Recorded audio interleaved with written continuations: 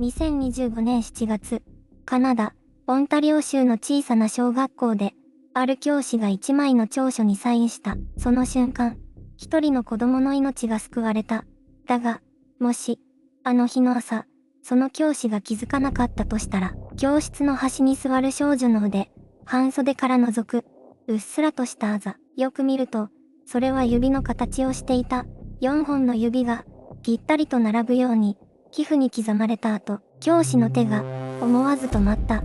これは、事故ではない。誰かが、この子の腕を、強く、掴んだ。通報の結果、明らかになったのは、3年間にわたる組織的な虐待だった。加害者は、最も信頼されるべき存在、両親と同居人だった。被害を受けていたのは、まだ幼い一人の子供。声を上げることも、逃げることも、できなかった子供だ。教師が気づいた、8つのサイン、指の跡だけではなかった。授業中の自傷行為、特定の保護者の前での、極度な萎縮、ほんの小さな違和感が、積み重なっていた。それを見逃さなかった。一人の教師がいた。この事件は、カナダ全土に衝撃を与えた。そして同時に、一つの問いを社会に突きつけた。私たちは、子供のサインを、本当に見ているのか。と。では、この少女の日常は、一体どのようなものだったのか。毎朝、学校へ向かうその足取りに、すでに異変は始まっていた。その朝も、エマは一人で目を覚ました。カーテンの隙間から、灰色の光が差し込んでいた。カナダ、オンタリオ州の冬は、朝から空が重い。彼女はゆっくりと体を起こし、長袖のシャツに腕を通した。袖口を少し長めに引き下げながら、それは、もう習慣になっていた。朝食のテーブルに座っても、彼女はほとんど何も食べなかった。目線は皿の上に落としたまま、誰とも視線を合わせようとしない。家の中に漂う空気は、どこか張り詰めていた。笑い声も、会話も、そこにはなかった。学校へ向かう道は、彼女にとって唯一の、外、だった。それでも、足取りは重かった。ランドセルを背負った小さな背中は、実際の年齢よりずっと疲れて見えた。彼女はいつも、クラスメートより少し遅れて教室に入ってくる。誰かに声をかけられても、薄く微笑むだけで、すぐに視線をそらしてしまう。授業中も、彼女は静かだった。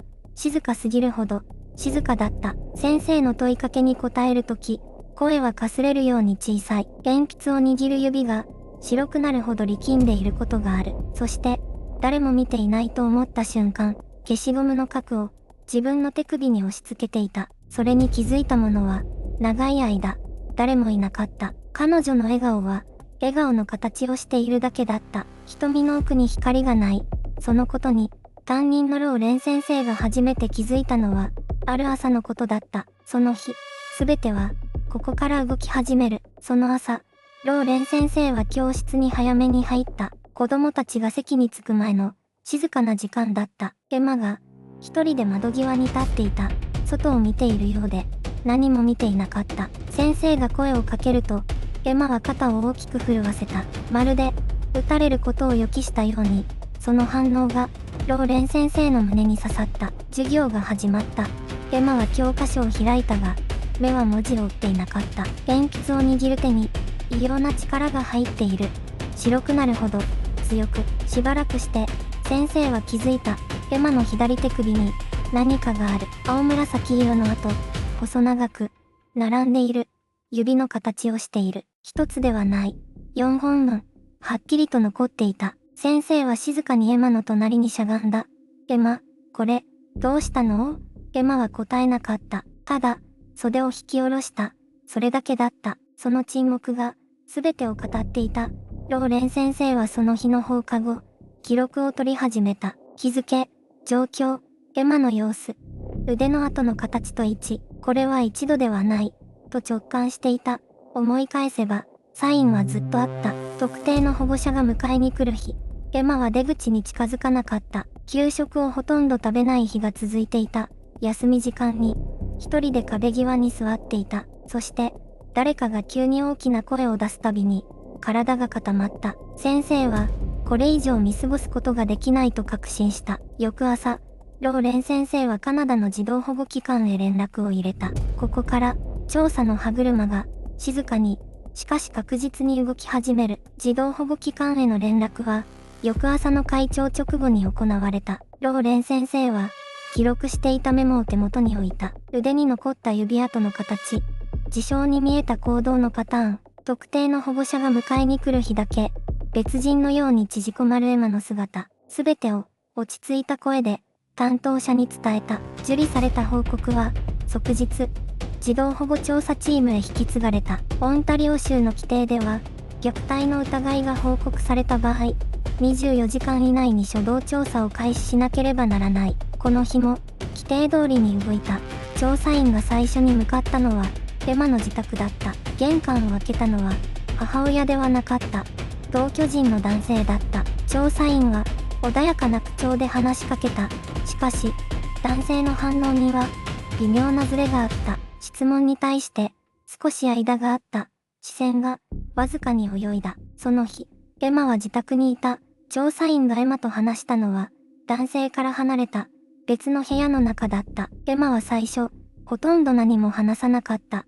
目を伏せたまま、小さくうなずくか、首を横に振るだけだった。しかし、調査員が、怖いことはない、と伝え続けると、エマの手が、静かに、自分の腕に触れた。その仕草を、調査員は見逃さなかった。記録が取られた。写真が撮られた。そして、エマは一時的に安全な場所へ移された。捜査機関への正式な引き継ぎは、その夜に行われた。これは、もはや保護の問題だけではなかった。刑事事件として、動き始めた。男性には、翌日までにアリバイの提出が求められることになる。男が提出したアリバイは、一見、整っていた。問題の夜、彼はコンビニに立ち寄り、友人と電話をしていたと主張した。レシートもあった。通話記録もあった。しかし、捜査員たちはすぐに気づいた。時間が合わない。レシートに刻まれた時刻と、エマの腕に残されたあざの状態。医師の見解によれば、あの傷は、その時間帯よりも前につけられたものではない。むしろ、深夜に近い時間帯のものと一致していた。友人への確認も取られた。電話は確かにあった。しかし、その内容は短く、わずか3分足らずで切れていた。男が主張するような、長い会話、ではなかった。アリバイは、静かに、崩れ始めた。一方、エマの母親の証言も揺らいでいた。最初は、何も知らなかった、と繰り返していた。だが、捜査員が学校のノートを見せると、彼女の表情が変わった。エマが授業中に書いていた走り書き、痛い、やめて、その言葉が、小さな文字で、何ページにもわたって書かれていた。母親は、しばらく黙っていた。そして、泣き始めた。その涙が何を意味するのか、捜査員たちには分かっていた。3年間、エマは3年間、誰にも言えなかった。言える場所がなかった。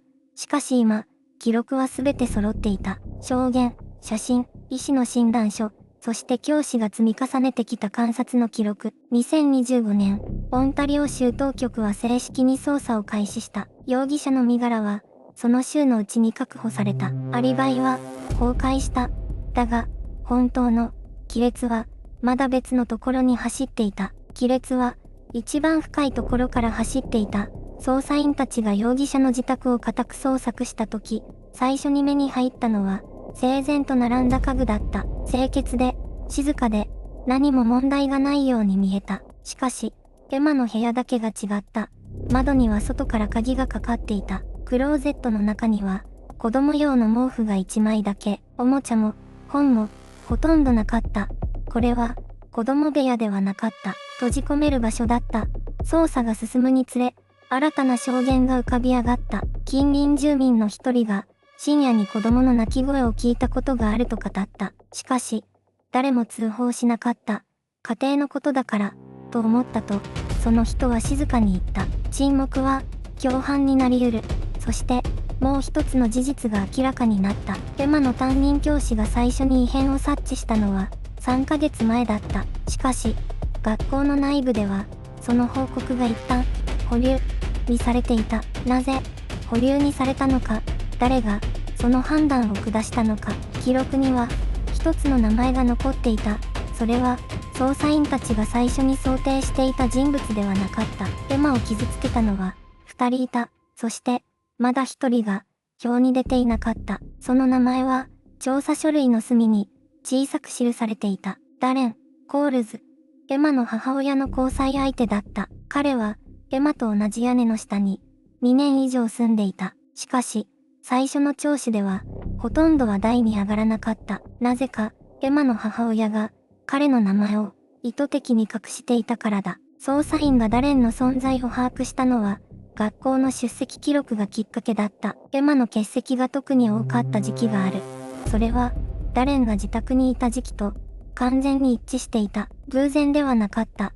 担任教師のクレア・モリソンは、以前からエマの様子に気づいていた。授業中、特定の曜日だけ、エマは極端に無口になった。月曜日と木曜日、その2日間だけ、エマの目から光が消えた。クレアはそれを記録し続けた。3ヶ月間、毎週、丁寧に、その記録が、今、証拠として机の上に並んでいた。ダレンには、過去があった。別の地域で、別の子供に対する暴力の前歴が存在した。しかし、それは別の州の記録だった。オンタリオの当局には、すぐには届かなかった。システムの隙間に、彼は潜んでいた。エマを傷つけた手は、一つではなかった。二つの手が、3年間にわたって、一人の小さな子供に触れていた。そして、学校の報告が、保留にされた理由も、今まさに、明らかになろうとしていた。その判断を下した人物の名前が、次の尋問で、ついに浮かび上がる。その名前が、ついに明かされた。報告書を、保留にした人物。それは、児童保護局の中間管理職にいた一人の審査官だった。彼は、エマの担任教師からの通報を受け取っていた。内容も、読んでいた。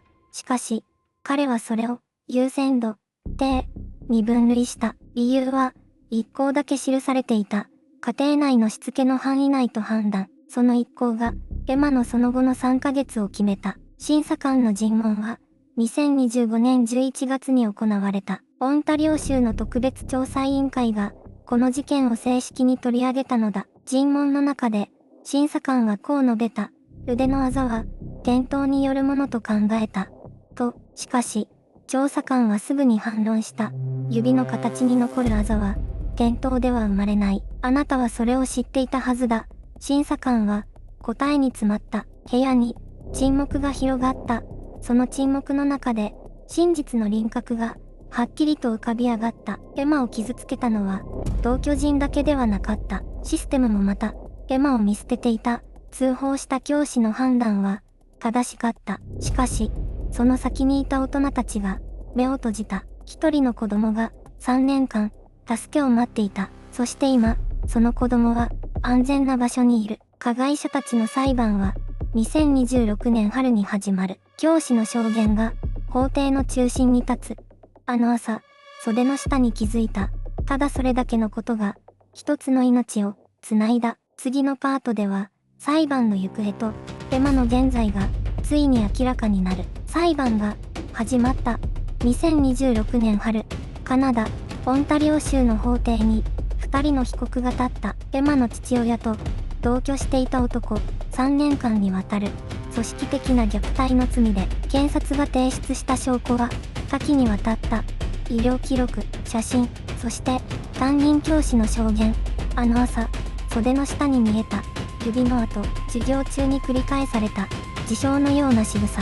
特定の大人の前でだけ、凍りついたように動けなくなる姿。教師は法廷で、一つ一つを、静かに、しかし確かな言葉で語った。傍聴席は、静まり返っていた。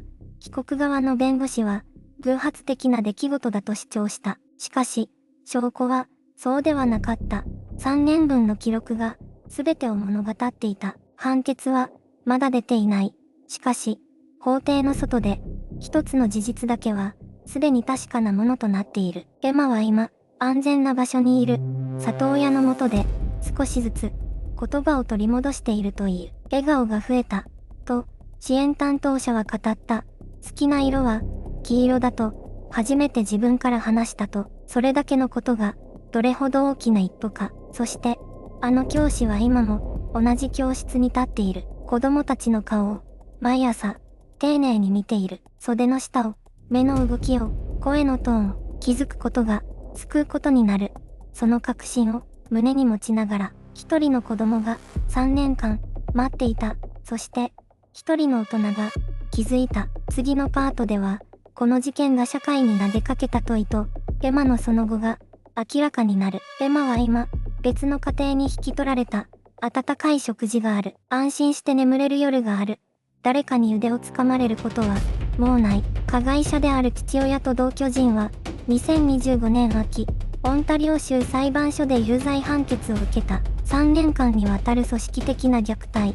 その事実が、法廷で初めて、言葉になった。あの教師は、表彰された。しかし彼女は言った。特別なことは何もしていない。ただ、子供の顔を見ていただけだと、その言葉が、重い。気づくことは、誰にでもできる。しかし、実際に動くことは、勇気がいる。通報することへの迷い。確信が持てない不安。それでも彼女は、動いた。一人の大人の決断が、一人の子供の未来を変えた。エマは今年、新しい学校で、初めて友達ができたという。笑顔で登校している。と聞いた。それが、すべての答えだ。あなたの周りにも、助けを待っている子供がいるかもしれない。どうか、目を、向けてほしい。